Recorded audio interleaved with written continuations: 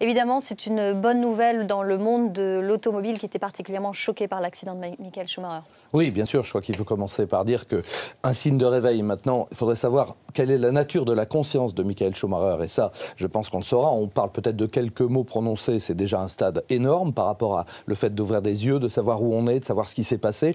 Bref, de reprendre contact avec la réalité. Malheureusement, on connaît tous des accidents où les gens restent dans un état végétatif après et n'ont pas la faculté d'échanger, malheureusement. Je crois qu'il faut attendre un vrai communiqué médical pour savoir quel est véritablement l'état de Michael Schumacher aujourd'hui. Alors, beaucoup de questions, effectivement, beaucoup d'incertitudes, peu de certitudes, parce qu'il y a toujours ce culte du secret, notamment avec la famille et la femme de Michael Schumacher. Il faut savoir qu'évidemment, c'est une star mondiale, c'est peu de le dire. Donc il y a eu des tentatives, même on a dit qu'un confrère s'était déguisé soit en prêtre, soit en infirmier, je ne me souviens plus, pour essayer d'avoir quelques photos de Michael Schumacher.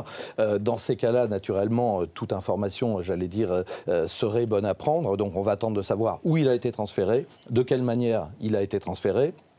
Quel est le stade suivant de sa réhabilitation? Et je crois que même un certain nombre de médecins se sont prononcés sans connaître l'intégralité du dossier. Bon, moi je suis très proche, j'étais au Mans ce week-end, des médecins de la FIA, et eux-mêmes, ceux qui n'ont pas accès à la totalité du dossier, ne savent pas exactement où en est Michael Schumacher. Alors c'est une excellente nouvelle, encore une fois, on ne peut que s'en réjouir. Maintenant, il faut savoir dans quel état est Michael et comment, maintenant, sa forte nature, j'allais dire, le fait que ce soit physiquement un type très en forme, à 45 ans, très bien entraîné, etc., lui a permis naturellement au plan physique de surmonter ce choc extrêmement violent. Alors justement, c'est la question qui se pose, vous le connaissiez avant l'accident évidemment, son caractère, sa forme physique, son ambition, sa capacité à agir, est-ce que c'est quelque chose qui peut l'aider évidemment aujourd'hui à s'en sortir quand on connaît le bonhomme? Les médecins diront toujours que oui, naturellement, parce qu'un sportif de haut niveau, déjà, il n'est pas comme le commun des mortels, on l'a dit au plan physique, c'est-à-dire que, j'allais dire, sa volonté de vivre est tellement plus forte que ce qui lui arrive, qu'elle le maintient. Alors, quand c'est dans un état, je l'ai dit, végétatif, et malheureusement, on connaît donc des motards qui sont toujours du Dakar, qui sont toujours dans cet état-là, donc il y a une vie végétative, mais il n'y a pas de vie intellectuelle. J'espère que